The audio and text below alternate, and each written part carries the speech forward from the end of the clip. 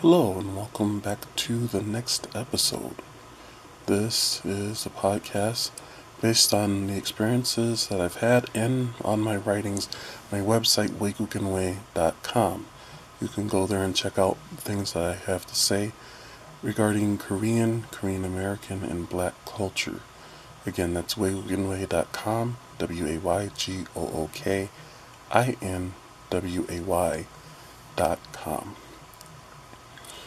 Recently, I did an episode where I talked about some travel tips to Korea, and I was kind of going fast through that, so I wanted to break down the various topics that were contained in that podcast and go a little bit more in detail. And so this will be the first part of that. And so this part is going to deal specifically with money. What you should know about money when traveling to South Korea, what could help you, what you need to watch out for. So when it comes to money, especially people that are going to South Korea from the United States, many people do not carry cash on them in the United States. A lot of people still have cash, but there's a growing number of people, they're paying with stuff via their phone, they're paying for stuff just with credit cards, auto pay, debit cards. And so the question becomes, if you're that type of person, do you need cash in Korea? It is possible, especially if you're just going to be in the Seoul area, to get by with just a credit card or a debit card. However, I would recommend using cash while in Korea for certain things. Now, a lot of that's going to depend on why you're in Korea, what you're looking to do in Korea. If you're there on business and this is a business trip that you're writing off, you will need to itemize things, which would mean using a credit card more than likely to show that you did go to Korea and that you were buying various items that were necessary for whatever business you were doing there. That being said, a lot of people go to South Korea as tourists, and so as tourists, there's certain things they want to do, like eating street food. People that are big into Korean culture and Korean food specifically have always heard about the street food in Seoul, or even street food in Busan, where you have the fresh seafood that came off the boats. You have spicier food in Busan that many people would like to try.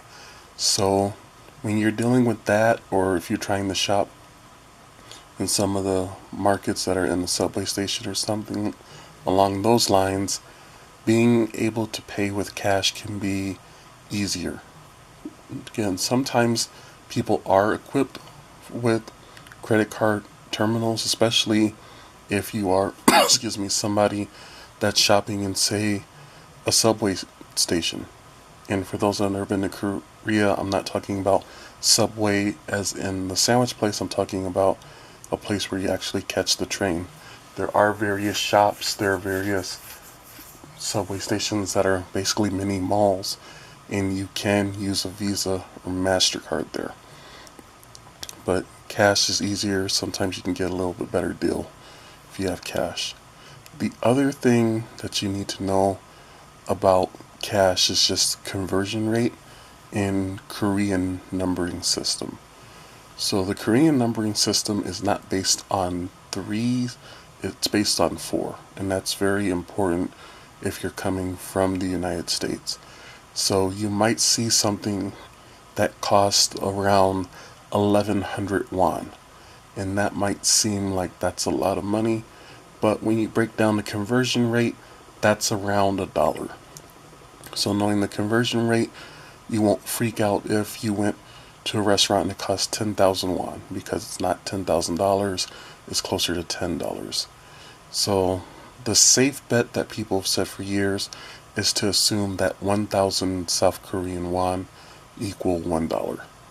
So it goes up and down, it varies, but if you use that as math, then you tend to be okay when you are in Korea. As far as the use of credit and debit cards, make sure you contact your bank, your financial institution, your credit card company and let them know ahead of time that you will be in Korea, or if you're planning to go to other countries as well, since you can get a flight from Incheon International Airport to pretty much anywhere in Asia. You need to let them know ahead of time what countries you are going to.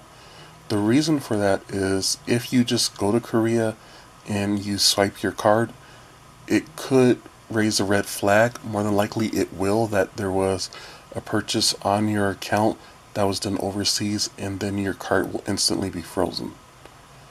So once it's frozen, it will not be unfrozen until you call your bank or credit card company, letting them know, yes, this was me, yes, I am in Asia right now, and I plan to use my card here. So most definitely you need to let them know that so that doesn't happen. With your travel information, you also need to have the 1-800 number for your bank, the 1-800 number for your credit card company. If it's a bigger bank, then somebody will be there 24/7. If you use a smaller bank, credit union, you may have trouble calling them just because of the time difference. So you do need to keep that in mind, but definitely let them know ahead of time. Let them know multiple times, hey, I'm going to be in Korea from this period to this period, and I will use my card.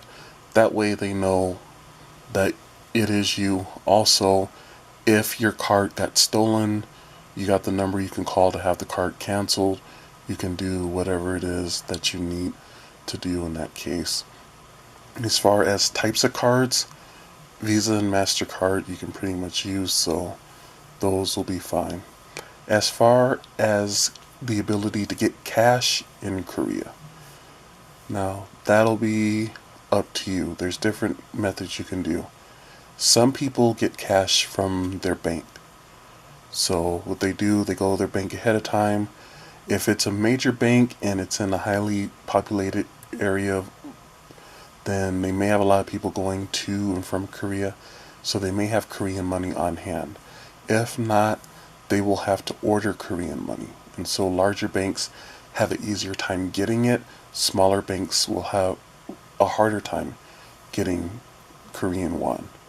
So if you let them know ahead of time, they can see what they can do. The thing that you're going to want to know when it comes to cash is what is the percentage that they're going to take from you in order for you to get Korean won. That can be a big deal because, especially if you're going to be in Korea for a while, that can save some money and that can add up if you do it the right way. So some banks charge around 8%, some maybe more or less. Each bank is going to be different, so you need to know that, just so you know if you're going to get $100, say, is it going to be $108? Is it going to be $110? How much is it going to be, so you can have cash on you when you land at Incheon International Airport. If your bank does not have the ability to get you Korean won, depending upon when your flight leaves out and depending upon where you're going to be as far as layovers and things of that nature, many international airports do have a currency exchange office, which means you can trade in, if you're in the United States, whatever cash you have in US currency, and then they can get you an equivalent amount in Korean currency with them charging you a fee. And a lot of times international airports will have something on their website that will show you where those offices are. If they have an international terminal, then it'll be in the international terminal part.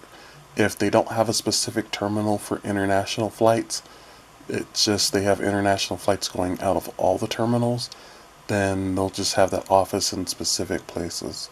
So you need to check that, and you need to check the hours that that office will be open. The reason I say that is when I went to Korea, I needed to get cash in South Korean currency, and so I was going to get it at one airport. They didn't have the office open until 6 a.m., and that's when my flight left. So I wasn't able to get Korean currency from there. when I got to my layover, that airport didn't have any Korean money. They had ran out of South Korean won. So I wasn't able to get money there as well. So that got kind of nerve-wracking for me, because if you know Incheon International Airport, you do need to pay to get off the island. So for those of you that aren't familiar, Incheon International Airport literally is on an island. There are two roads to Incheon International Airport. There's one road that will basically head southeast towards the Korean mainland. There's another one that heads southeast and then northeast. And then there's of course subway stations and things like that. But to take a bus, to take a taxi, to rent a car, to take the subway, you do have to pay to get off the island. So that's why it was nerve-wracking for me. How was I going to have Korean cash so I could pay to get off of the island and get to, in this case, Gangnam-gu. So Incheon International Airport does have a currency exchange office in it. So after I got my bags, I got through customs, right before I left the security area, there is an area of Incheon International Airport where you can go ahead and you can trade in whatever currency you have and get Korean won right then and there. Most of the airports that are international airports that have an office like that will let you know what the exchange rate is roughly, because it can fluctuate at any time. They also normally let you know what fee you will have to pay in order to get your money exchanged and to get Korean won. So you can check that, and if you're going to be at multiple airports, then you're better able to gauge which airport you're going to try to get your Korean currency in. If none of that works for you, and you've let your bank know that you're going to be overseas, a lot of debit cards you can use at an ATM as long as it has, I believe it's called the plus or nice logo on it. You can check with your bank to see which logos those cards use, but most debit cards do have them, so you can use them at an ATM in Korea that does English language or whatever language it is that you're looking for. In Korea, a lot of signs are in English, Korean, and Chinese. So if you can understand one of those languages, then you can use ATMs. Because you're using a card that's from a bank that's in another country, you typically will be charged an extra fee for that. And then the thing that you'll need to know is what fee your bank is going to charge for you to get cash via ATM in South Korea. So for me, with my bank, they only charged me a 1% fee, which is what I think Visa would normally charge, is like a 1% fee for a foreign transaction. Anything above that is what your bank would charge you. So for me, I needed to get $100, but in Korean won. So 100,000 won basically. So what I did, I was in Gangnam. I went to the hotel's ATM. I used my card. I got the money. The ATM did let me know in English that I would be charged $4 as a fee for using a card that was issued from a bank outside of Korea. So I ended up paying the $104. My bank charged only 1% fee. That 1% was on the $100 I took out to have it converted into Korean currency. So it cost me $105 to get that 100,000 won in South Korean currency. So that's not a bad deal at all, especially since one bank in my area was going to charge 8 to 10% for me to get Korean won, and I had to set up a bank account with them. So I avoided the hassle of setting up a bank account. I was able to get my Korean money, and I actually saved money. So if you're going to be getting money from an ATM often, definitely check that out. As far as your credit cards go, a lot of travel credit cards have a 0% foreign transaction fee.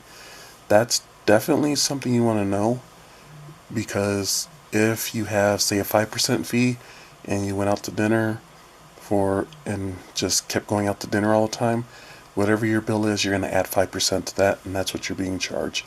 But if it's a travel credit card from a hotel or an airline, generally 0% foreign transaction fee. So whatever it is that they charge you, that's what you pay, and that's it. They'll pay whatever fee, convert it back into your country's currency for your billing statement. So definitely, if you're not using it, if you're using a travel card, double check that's 0% foreign transaction. If you're not using a travel credit card, then you need to check what that fee is and see if you want to use it. If you don't want to use it, then there's a number of airlines that always have deals where you can get a credit card from them. Just know what bank that you're going to be dealing with them. If you're in the United States, it could be Bank of America, it could be Citibank, it could be Chase. So know that. Also, for a lot of those credit cards, if you spend $3,000 within a certain period of time, sometimes you get a lot of bonus points. So for a hotel, that'll equal free nights depending upon which level hotel you're at. Or if it's an airline, a lot of airlines do 50 to 60,000 bonus miles if you spend $3,000 within, say, the first 3 months. So going to Korea, that would be something you want to keep in mind. If you do apply for a credit card, if you get one of those, you put your airline ticket on there, that could be almost half of that 3,000. If you contact the hotel you're wanting to stay at, depending upon the price of that, if you pay for that ahead of time and get that on your credit card statement, try to pay that off before you get to Korea, then you freed up that money, and then you get whatever miles they give you. On some airlines, around 30 to 35,000 miles would be a free one-way ticket from the United States to Asia. So if it's something around 60,000 miles, and then you're getting bonus miles for booking your airline ticket with them and using their card, then by the time your trip ends, you would have earned enough money so that you could, you would have earned enough miles so that you would basically have enough for almost a free round trip ticket back to Korea when you want to go back. So there's different ways of getting cash, there's different ways of getting money. You just have to sit down and do the research. But by knowing how money works, by remembering that Korea uses a 4-number system instead of a 3-number system, you can be better prepared. You won't be dependent upon a high interest credit card, and you'll be able to get the things that you need. So definitely remember that. If you have any questions, you can leave them down below. The social media links will be in the description box. You can also send questions to contact@WaygookinWay.com. That's contact@WaygookinWay.com. Thanks for listening. Please remember to like this video and subscribe to my channel. And always remember that the best way to get rid of your nightmares is to live out your dreams. See you in the next episode.